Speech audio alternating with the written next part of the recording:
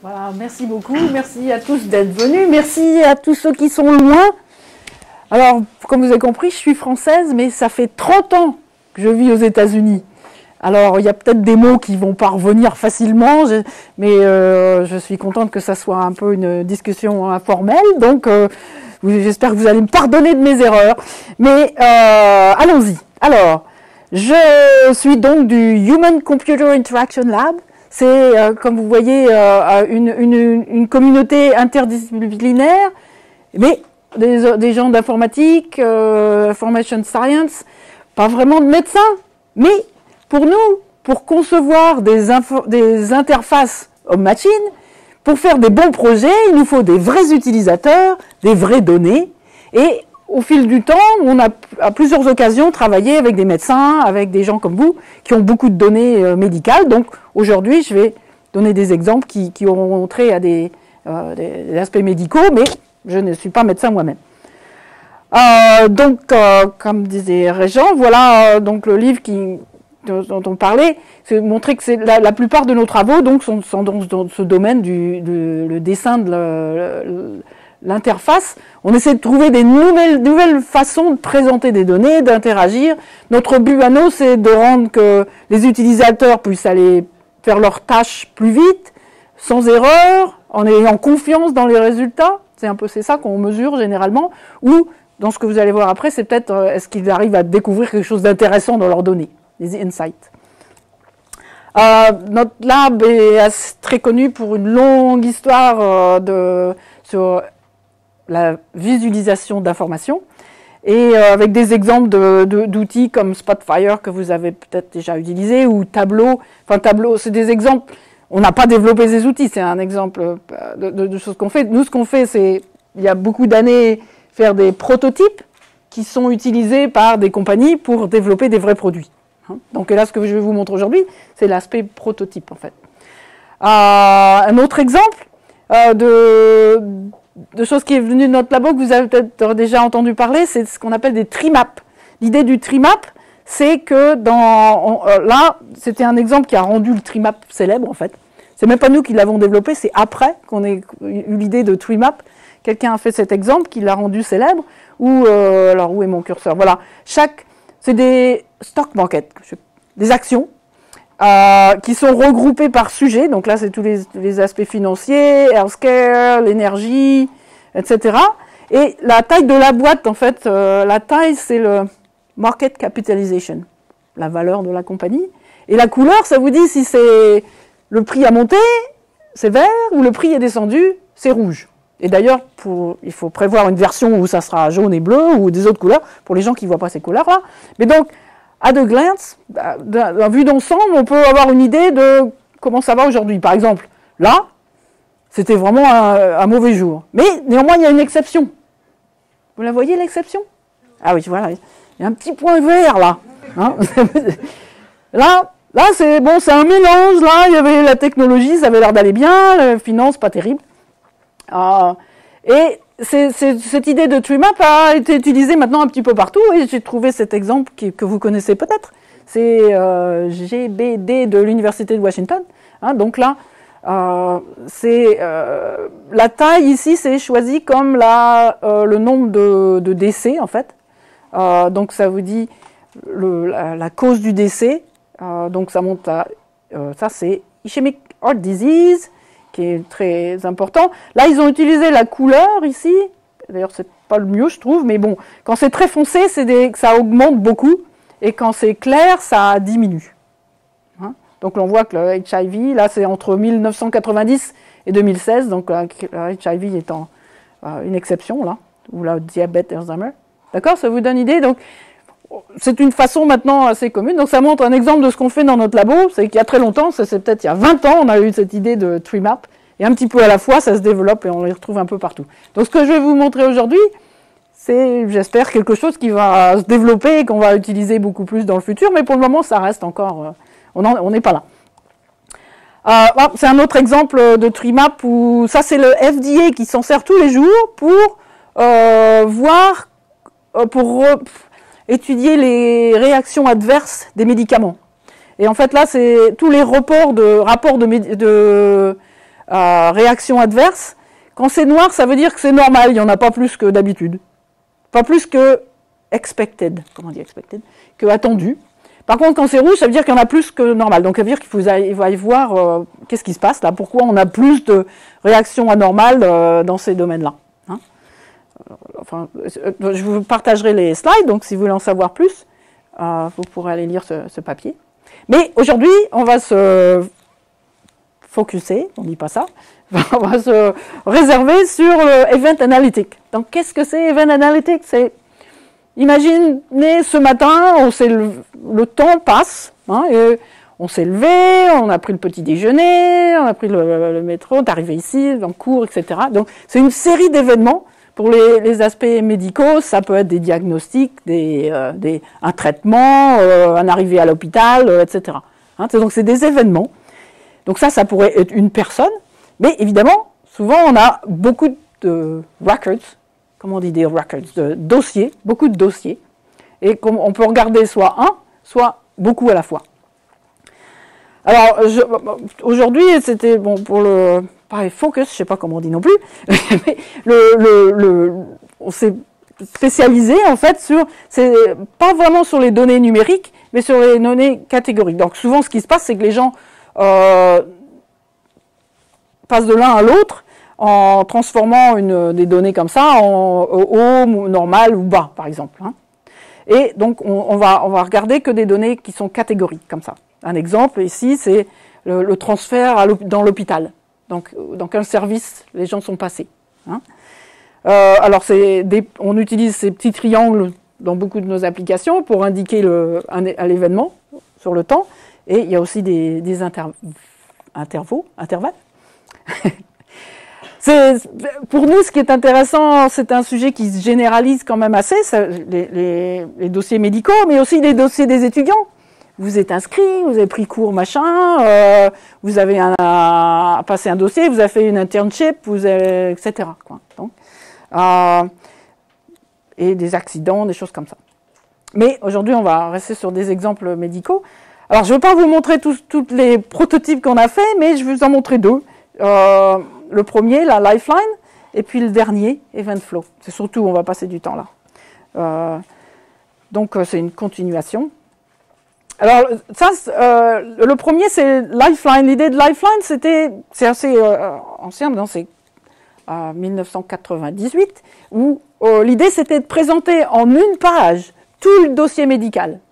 À cette époque-là, il n'y avait même pas moyen, tout n'était pas assemblé au même endroit. Mais l'idée, c'était, et là, vous voyez bien que c'est un faux dossier, c'est imaginaire, mais c'était pour illustrer qu'on peut montrer le temps, hein, et sur le temps avoir ce qu'on appelait des facettes, là, les notes, les hospitalisations, les tests, les médicaments, les immunisations, et avec des lignes de couleurs, des points, en utilisant la couleur, même la taille on peut voir là, que là, il prenait de l'Advil et ça, on a augmenté la dose. On peut montrer énormément d'informations sur le dossier médical. Hein, je peux faire un petit peu plus gros ici. Ce qui permet de répondre à des questions plus vite. Moi, ça m'énerve toujours. Je vais chez le docteur, on me demande, avez-vous jamais eu un pap smear? Je ne sais pas comment on dit en français. Un pap smear anormal. Ça devrait être très facile. On devrait pouvoir voir, ah, voilà tous les pap smears. Ah bah oui, il y en avait un abnormal. D'accord? Alors, il y a une toute petite vidéo qui montre que c'est évidemment, tout ce qu'on fait, c'est toujours interactif, très, très important. Donc là, on peut zoomer pour avoir plus de détails.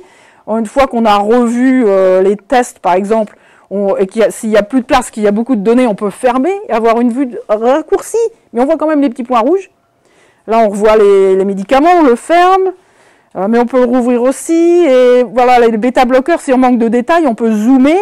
Et ça va révéler quel genre de bêta-bloqueurs ont été donnés. On pourrait imaginer zoomer plus et on aurait les doses. Hein, donc, c'était un exemple pour montrer comment on peut, de manière visuelle, résumer tout le dossier du patient. Hein. Alors, l'avantage aussi, c'est que ça sert de menu géant pour accéder les détails. Alors, une fois de plus, c'est c'est du prototype. Mais l'avantage, c'est qu'on pouvait montrer ici, donc là, si on avait appuyé sur le sonogramme, boum, on a la photo du sonogramme. Si on voulait voir, si je me souviens de la démo, si on appuie sur X-ray, voilà, on a le X-ray anormal. Ou si on voulait voir oups, mon curseur, le EKG anormal, le voilà. Donc l'idée, c'était comment faciliter l'accès à ces données rapides avec une overview du dossier patient. Alors aujourd'hui, enfin c'est étonnant. En fait, il a fallu très longtemps pour que ces idées arrivent un peu dans les outils qu'on voit aujourd'hui. Et encore, on peut faire beaucoup mieux. Je suis persuadée qu'on peut faire beaucoup mieux. Donc là, c'est un exemple de c'est quoi? Allscript. Voilà, on voit les médicaments ici, bon, les données numériques. Ici, c'est un exemple pour les urologues, avec les gens qui ont des cancers, là, les PCE, on voit les diagnostics ici, les visites, les notes. Souvent, ce qui se passe, c'est que les gens ont du mal à créer une application où on arrive à voir tout, parce qu'il y a beaucoup de choses. Donc, en fait, ce qui a le plus de succès, c'est des exemples comme ça, où les gens ont choisi une application, l'urologie, et qui ont permis de choisir, en fait, les données qui, par défaut, au départ, on sait vont être utiles pour le spécialiste. Et après, dans les autres applications que j'ai vues, on peut rajouter autre chose quand on en a besoin, mais a priori, ils n'ont pas nécessairement besoin de voir tout de suite que la personne a eu le pied cassé la semaine dernière. Enfin, la semaine dernière, c'est peut-être important, mais il y a 2 ans. D'accord? Il n'y a pas de questions, donc on va arrêter là, mais j'espère que vous avez l'idée. Donc ça, c'était Lifeline, c'était l'idée de présenter tout le dossier en une page, avec accès rapide aux détails, avec des couleurs, de la taille, d'utiliser des aspects visuels pour représenter ces données, pour savoir, ou guider les gens pour ce qu'il faut aller voir, pour rendre l'accès plus rapide et donner une vue d'ensemble. Mais on revient donc à notre problème de Event Analytics, où maintenant on va regarder comment les gens peuvent regarder beaucoup de données ensemble à la fois. Alors la première chose qu'on a fait, c'est qu'on a dit, bah oui, on peut en montrer beaucoup à la fois, il suffit d'avoir de la place sur l'écran. Donc là, on avait chaque bande ici, c'est un patient différent. Mais ce qui se passe, c'est quand on est en train de poser des questions sur des grandes bases de données de patients, généralement, enfin, il faut toujours arriver avec une question. On se demande... Donc là, cet exemple-là, la question, c'est on essaie de trouver tous les gens qui avaient eu... Alors, decrease renal function after contrast material. Donc, en fait, pour cette question, on n'a pas besoin de toutes les données. Une fois de plus, on n'a pas besoin de savoir si la personne s'est cassé le pied il y a 2 ans. Donc, en fait, pour chaque patient, on ne montre pas tout. On choisit les données qui sont nécessaires. Et dans ce cas-là, il y avait 3 choses nécessaires. C'était le temps de l'administration du contraste, et puis la créatinine qui soit normale, soit trop haute. Hein? D'accord? Et après, on a pu montrer qu'avec des interactions assez simples, l'alignement sur le radiologie, pour voir ce qui se passe avant et après, et puis ranking, etc., on arrivait à montrer, à trouver les patients qui, effectivement, on voit bien que tout va bien au départ, ils sont tous bleus, sauf un petit peu de rouge, mais pas récemment. On administre le contraste, et là, d'un seul coup, on retrouve des créatines trop hautes. D'accord? Alors bon, je continue rapidement. Pour arriver à cet outil Eventflow, je vais montrer une démo. C'est que ce qu'on avait vu avant, c'est que les gens cherchaient un pattern particulier, mais souvent il y a des questions qui sont un peu comme ça, et c'est vrai, c'est comme ça qu'on est arrivé à l'outil que vous utilisez maintenant, mais où vont les patients qui vont à l'emergency room? C'était le directeur des urgences qui nous posait cette question. Il disait, mais je ne sais pas vraiment où ils vont après. On a les données, elles sont là, mais j'arrive pas à comprendre, je ne sais pas vraiment où vont tous mes patients. Donc c'est ce qui a guidé notre prototype suivant, qui est Eventflow, qui permet une des choses que fait Eventflow, c'est de résumer tous les patterns de transfert dans ce cas-là, c'était les transferts de l'hôpital, tous les patterns temporels trouvés dans les données. Alors comment on fait pour construire cette overview? Imaginez un patient avec une série d'événements, même des intervals, je ne sais toujours plus. Et maintenant, on essaye de résumer beaucoup de patients, mais la première chose qu'on va faire, c'est on fait des petits traits comme ça. Et maintenant, imaginez qu'on en a, dans ce cas-là, 5, hein, c'est pas beaucoup, mais pour expliquer. Là, ce qu'on fait, c'est qu'on regarde comment commence cette suite d'événements. Là, on aligne, ils commencent tous avec rouge. Alors, on va tirer un trait qui dit que tout le monde commence par l'événement rouge. Après, on dit quel est le suivant. Il y a des oranges et des verts. Mais il y a plus de orange, alors on va les mettre en haut, hein, donc c'est plus commun le orange. Et puis on va tirer un trait à la moyenne en fait du temps. Donc ça permet déjà de dire qu'il y a plus de gens qui sont allés de rouge à orange que de rouge à vert, mais ça a été plus vite. D'accord ? Donc ça permet donc on groupe, on a donné une idée du nombre de personnes dans chaque groupe et du temps qu'il a fallu pour aller d'un événement à l'autre. Et on répète ça plusieurs fois avec tous les événements. Donc à la fin, on a une overview qui donne une idée de la taille de chaque groupe et du temps. Mais bon, rappelez-vous que c'est la somme des moyennes entre les événements. Hein.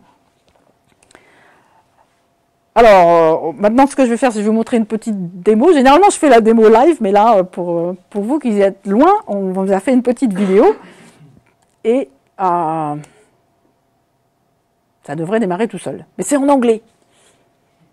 Here we see all the individual records. In this case, patient records. And the data is showing how the patient moves through the hospital over time. Here in the legend, we see all the possible event type found in the data. In this case, it was the arrival at the hospital, going to the emergency room, to the ICU, to a normal floor room, and being discharged alive or not. It is possible to scroll through, in this case, even just a small sample of 100 patients, but it makes it very difficult to see any overall pattern. You know, what are people going, how are they moving through the hospital?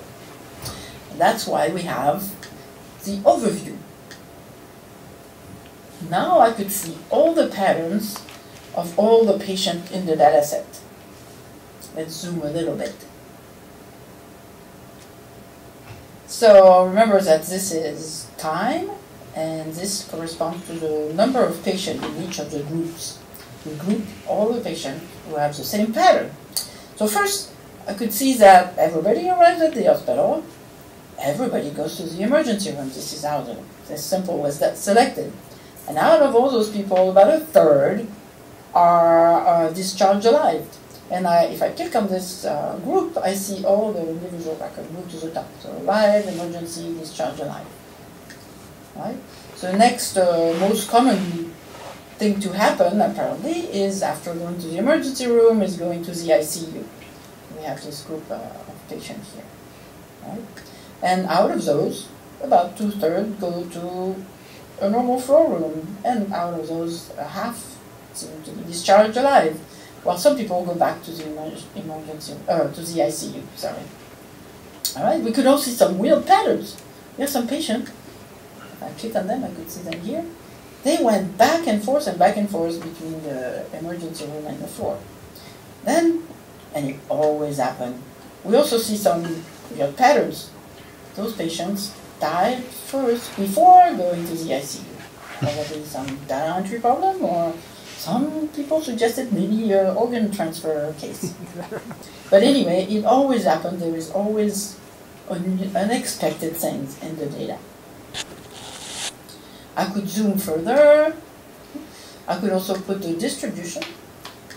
Remember that we see typically, by default, we see the average time between events, but if I put my cursor, I will get the distribution.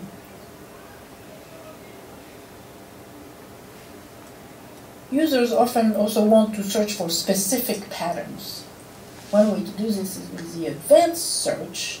Let's say, for example, I want to find patient that went to the ICU, then went to a normal floor room, but bounced back to the ICU.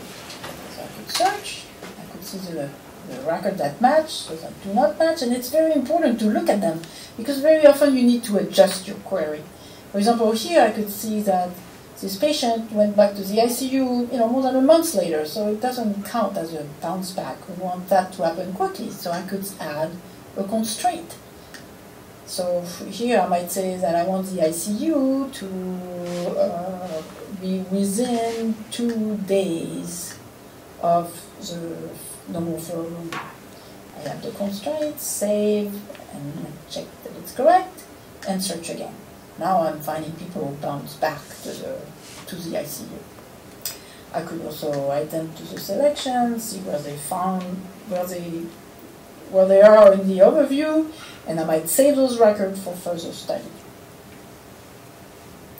Note that you could also search for events that do not occur. So, for example, this one, I could say not occur, and it will now it's appear in the do not occur zone. So you could see people who went to the ICU within 2 days, but it was the first time. They had never been to the ICU before. And I search.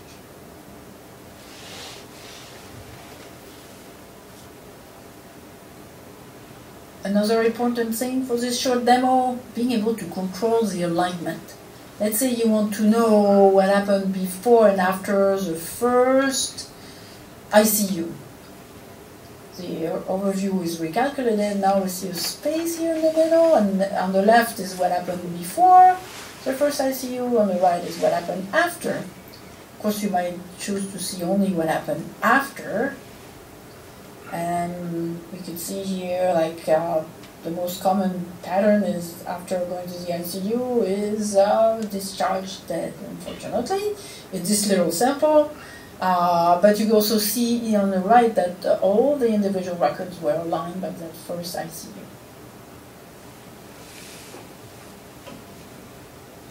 All right. So, no questions, so we'll keep going. And so after that, I have more other examples of how it was used. Je me retrompe.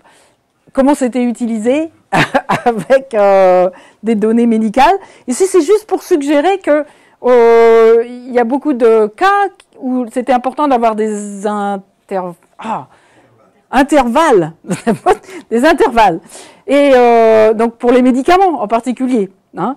Et là, ce qu'on fait, c'est qu'on montre, bon là, c'est le groupe de gens qui a pris la drogue A, il y a eu une pause, et après, ils ont pris la B.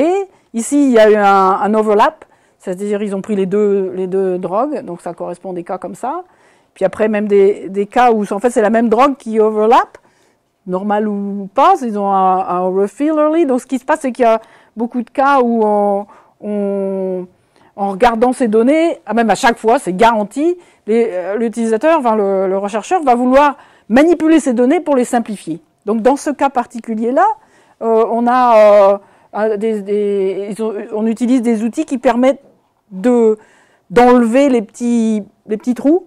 Hein, quand c'est moins de 7 jours, on dit bon c'est pas grave, on compte comme si c'était un intervalle continu. Enfin ça dépend, tout dépend de la situation, vraiment du médicament, etc. Où on peut enlever les petits overlaps. Donc ça c'est le cas, on a enlevé le trou, après on peut enlever l'overlap, et on peut même choisir de le rajouter après.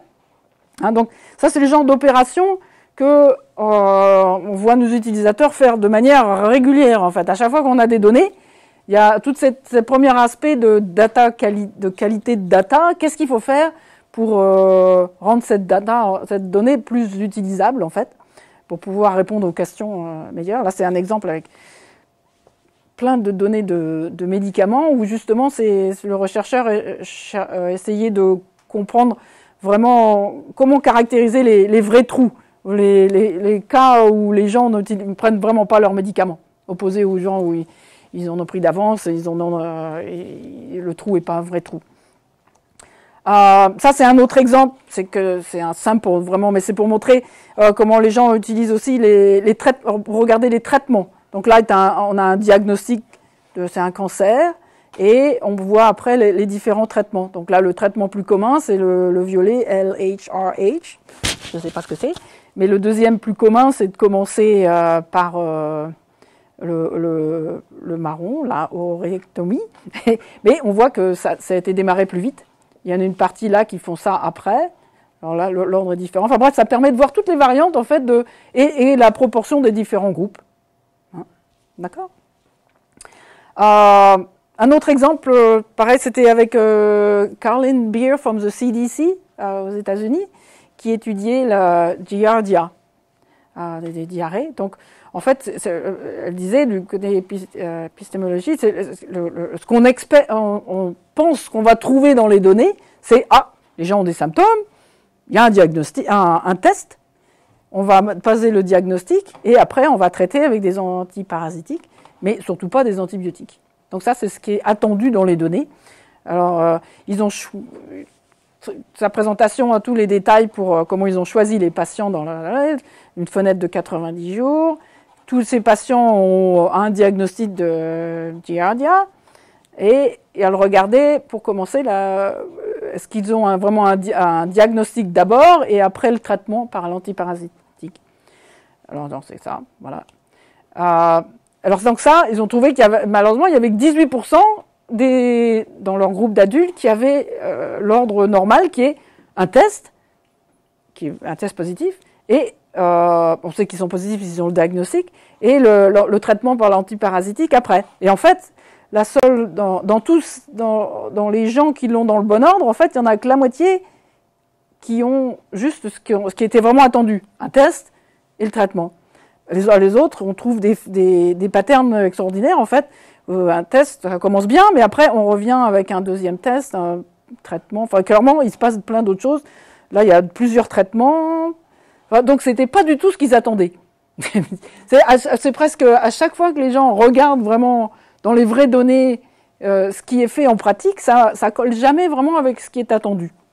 Hein, donc ça, c'est les gens qui au moins avaient les choses dans le bon ordre. Alors après, il y a un autre exemple, c'est un autre groupe, ça c'est des enfants en fait, un autre groupe où c'était pas dans le bon ordre, et déjà rien qu'en regardant le premier événement ici, on voit que donc le premier événement, ça c'est ce qui est attendu, c'est-à-dire la première chose c'est qu'on fasse le test, mais souvent on donne l'antiparasitique sans faire le test, et puis il y a même les cas les moins normaux, c'est où on donne des antibiotiques, des choses qui ne marchent pas, alors sans avoir fait le test, vous essayez autre chose. Hein. Mais une fois de plus, l'avantage de Eventflow, c'est qu'on peut voir toutes ces variantes, en fait, de ce qui se passe. Donc là, c'est un cas où là, il y a un groupe assez important, en fait, où il y a eu une série de tests à 21 jours. Alors, dans leur rapport, ils expliquent que c'était très surprenant, en fait, qu'il a fallu 21 jours pour refaire quelque chose, quoi, pour faire de l'action. Et puis cette prévalence vraiment importante des antibiotiques, même sans avoir testé. Un autre exemple, je regarde l'heure, oui. Un autre exemple, ça c'était donc avec Children's Hospital, à côté de chez nous, à Washington, où ils observaient dans la Trauma Bay, si je comprends bien, en mes propres termes simples, c'est que normalement, il y a un processus à suivre. Il faut faire les choses dans un ordre préétabli, A, B, C, D. Et donc, c'est un petit peu similaire au cas présent, c'est qu'on attend une séquence particulière et qu'on veut voir est-ce qu'elle est vraiment présente. Are we following protocol? Alors, ça vous donne une idée d'un peu des données vraies. Enfin, dans ce cas-là, ils ont pris des vidéos et codé tout ce qui se passe dans la salle de Trauma Bay. Et ça vous donne une idée. Généralement, on trouve plutôt du confetti comme ça, au départ. Il y a trop de trucs, il y a plein de patterns différents, on ne sait pas trop où commencer. Hein, ça, c'est normal. Parce que la réalité n'est pas simple. Tout le monde est différent. Tout ce qu'on fait, les jours ne sont jamais les mêmes. Alors, dans ce cas-là, ce qui était utile, c'était de commencer avec des questions simples. Ou dans ce cas-là, par exemple, normalement, ce qui doit se passer, c'est qu'ils doivent d'abord vérifier le airway, breathing, pulse, and disability. Dans cet ordre. D'ailleurs, ils ont mis des couleurs, un peu des couleurs de l'arc-en-ciel pour pouvoir les retrouver si c'était dans l'ordre plus facilement. Mais l'idée, c'est que normalement, ça doit commencer avec airway et breathing. Alors, on peut faire, c'est on appuie sur les boutons, là. Vous pouvez montrer ça. Les boutons ici, et on enlève tout et on garde que deux, qui sont airway and breathing. Oups, non, c'est pas ça. Donc là, d'un seul coup, ça simplifie les choses. On peut au moins regarder ces deux-là à la fois. Et là, on voit que pour la majorité des cas, bon, tout va bien. Ça commence par le rouge et ça va au orange, donc airway to breathing. Mais il y a quand même une grosse partie où c'est inversé et ça prend plus longtemps. Et puis il y a les cas où il n'y a pas, le breathing n'a pas été fait. Alors après, ça c'est des données qui sont limitées. Évidemment, quand on va revoir la vidéo, on peut expliquer sans doute. Mais au moins, ça permet de savoir ce qu'il y a dans les données avant qu'on commence à faire des statistiques et tout ça. D'accord ? Alors après, ils ont rajouté un événement à la fois, vu qu'après, normalement, ça doit être le pouls. Oh, là, c'est pour montrer donc, on a rajouté le pouls. Alors on se dit, mais c'est bizarre, pourquoi il y en a si peu? Mais en fait, c'est parce qu'il y a deux façons de prendre le pouls. Alors si on met l'autre, il est là, mais les patterns deviennent plus simples parce que, on peut arriver au simplifier ça. Donc c'est un exemple où ce qu'ont fait les utilisateurs, c'est, on dit, on s'en fout, s'il y en a deux, on en veut juste un.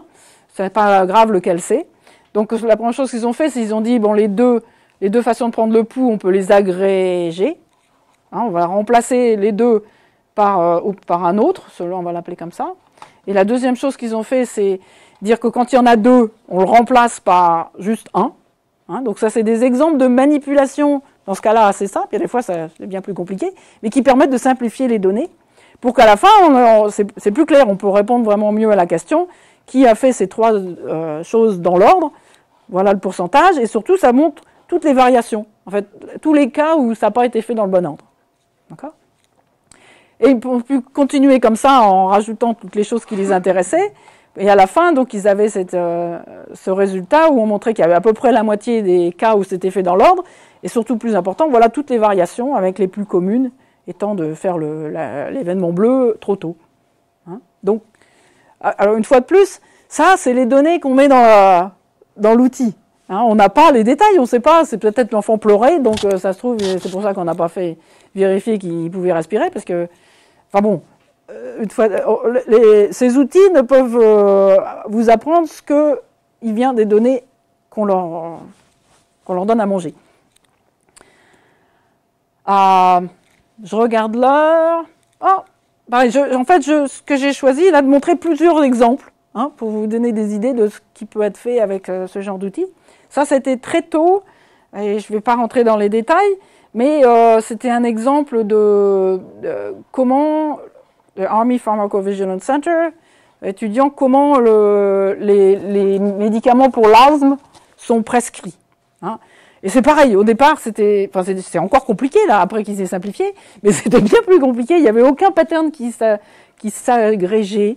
Hein, non, là, on a les différentes drogues, je ne les connais pas très bien, mais voilà, là-bas, ICS, voilà, enfin, c'est pareil, il y a des notions de patterns qui sont attendus, et ils voulaient essayer de comprendre si on trouve bien les choses dans l'ordre où elles sont supposées arriver.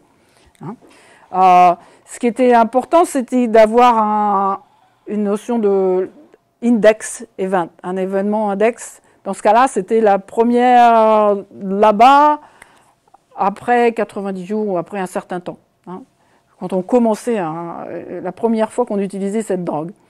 Et voilà, l'exemple, c'est que normalement, on devait voir du bleu qui allait au rouge, qui redescendait au bleu. Mais il y a plein de variations. Ce que je voulais montrer, c'est des exemples de rechercher, pour des recherches assez compliquées. Là, on cherchait l'index et l'événement index. Là, il fallait que ça soit une prescription de là-bas, avec un trou de 90 jours avant, où il n'y avait pas de là-bas. Hein, ça, c'était donc une nouvelle prescription de là-bas. Mais c'était aussi le cas où ça pouvait être la première. Ça veut dire qu'il n'y en avait pas, et là, maintenant, il y a un là-bas, et il n'y avait pas d'index comme ça. Donc, juste pour vous donner un exemple, qu'en fait, c'est pas simple du tout de déterminer de créer un index event. Et en fait, pour beaucoup de nos utilisateurs, traditionnellement, ils font ça soit eux-mêmes en écrivant des scripts, sans en embauchant quelqu'un qui sait le faire, parce que c'est pas facile du tout. Et généralement, on le fait un peu dans le noir. On écrit ces scripts, on regarde ce qui se passe. Et là, l'avantage de ces outils, ça permet de créer ces patterns de manière interactive, sans avoir un diplôme en SQL. et d'ailleurs, on a pu montrer, je diverge un peu, mais on a montré que même les gens qui sont très forts avec SQL, ils font plein d'erreurs, parce que c'est très difficile, et on travaille dans le noir. On écrit des trucs, on espère que c'est bien ce qu'il faut. Alors là, ça permet d'interagir, enfin de travailler interactivement, et de pouvoir revoir tout de suite qu'est-ce qu'on a dans les résultats, et très souvent ça colle pas, il faut adapter.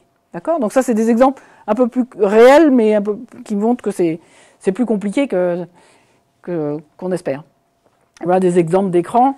Une autre chose très utile qui sert beaucoup, c'est on aligne par un événement et on prend une fenêtre avant et après. On n'a pas besoin de toutes les données. On a juste besoin de 30 jours de chaque côté.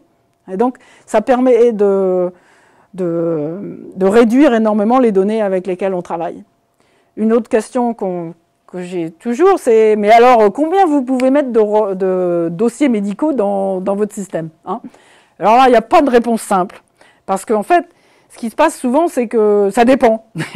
Ça dépend de combien d'événements il y a par dossier, ça dépend de la question. Dans ces cas-là, ça c'est une technique très commune pour réduire dramatiquement la quantité de données utilisables. Hein, on aligne par quelque chose, on prend une fenêtre autour, et boum, on ignore tout le reste. Ah, d'un seul coup, on peut mettre plus de patients. Parce que ce qui se passe, c'est qu'il n'y a pas vraiment d'outil de visualisation qui va vous montrer les détails de tout pour des milliers de patients. C'est pas possible. Donc il faut avoir une question au départ, arriver à choisir les événements qu'on veut utiliser, à les agréger. Alors j'avance un peu, voilà, bon, donc ça c'est un peu un exemple. Dans le cas de l'armée, ils avaient 15 000 patients, mais bon, il y en avait quand même beaucoup moins qui avaient de l'asthme, et encore moins une fois qu'on enlève, qu'on prend que les événements pour les médicaments, on avait réduit les données énormément. Bon, à cette époque-là, ça rentrait toujours pas dans Evenflow. On a pris un sample, et donc une petite quantité, et ça nous a permis d'étudier, de trouver comment calculer l'index événement, faire la fenêtre, de prévoir des stratégies pour pouvoir analyser ces données. Et une fois qu'on a ces stratégies, elles ont été répétées avec la grande base de données pour avoir les résultats finaux. Donc, histoire de dire, c'est des prototypes. Ce que je vous ai montré, c'est ce qu'on a fait nous. Dans l'idéal, ça serait que soit d'autres chercheurs plus appliqués, soit des compagnies prennent ces outils et les rendent plus forts. Mais néanmoins, on sait, et j'ai pas vu encore ce que la région a fait avec, ou ses collègues ont fait avec Evenflow, mais il y a quand même beaucoup de questions qui peuvent être étudiées avec ces outils. Hein, donc les exemples que je vous ai montrés, c'est des vrais exemples où les chercheurs ont vraiment ont réussi à faire beaucoup de choses avec Evenflow. Voilà un exemple. Alors, et ça, pour en revenir, c'est peut-être des choses que vous pouvez faire à la main, mais en général, on les fait dans le noir, et là, ça permet de les faire beaucoup plus vite.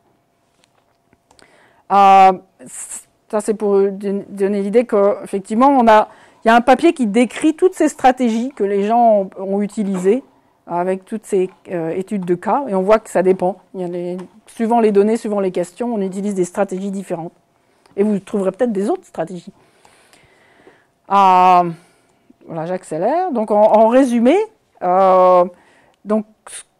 l'outil que j'ai pu vous montrer, c'est un exemple d'outil, en fait. Mais ce qui est important, c'est les tâches que ça permet. Ça permet de voir les détails, de vraiment voir ce qu'il y a dans vos données pour pouvoir les nettoyer, souvent. Oui, j'ai marqué là, pour trouver les problèmes, trouver des stratégies pour l'analyser. Chercher, ça permet de trouver des patients qui ont des patterns particuliers. Ça arrive beaucoup c'est beaucoup utilisé pour trouver des patients candidats pour des clinical trials. Comment on dit clinical trials? Des essais cliniques. Donc il y a beaucoup de gens qui utilisent ça, ou pour des études particulières. Le résumer tous les patterns, ça c'est très utile pour trouver les surprises. Des choses qu'on n'attendait pas du tout. Hein, ou pour, comme vous avez vu, comprendre, grouper les patients et trouver les patterns les plus communs, les anomalies. et aussi vraiment trouver les erreurs, enfin les trucs qu'on ne pensait jamais trouver. Alors, personne n'aurait cherché, trouve-moi tous les patients qui sont morts avant d'aller à la ICU. On va découvrir ce genre de choses, ce genre de problèmes dans les données qu'en voyant des résumés comme ça de tous les patterns. Et puis vous avez vu aussi beaucoup d'exemples de transformation de données. L'idée, c'est que les données, elles sont toujours un peu... c'est un peu le bazar, quoi. Je sais plus comment dire, mais il faut arriver à comment on va modéliser ces données pour arriver aux questions qu'on a. Je prends encore un exemple de genre de transformation. Vous allez peut-être avoir des événements qui se répètent très souvent, des visites physical therapy, ou un diagnostic qui est répété souvent. Là, peut-être la seule chose qui compte, c'est le premier diagnostic, ou peut-être le troisième pour être sûr que c'était vraiment vrai.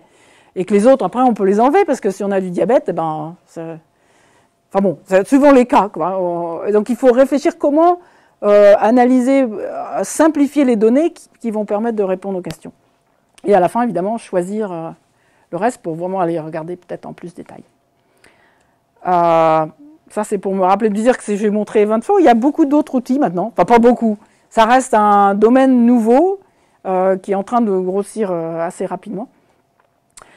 Pour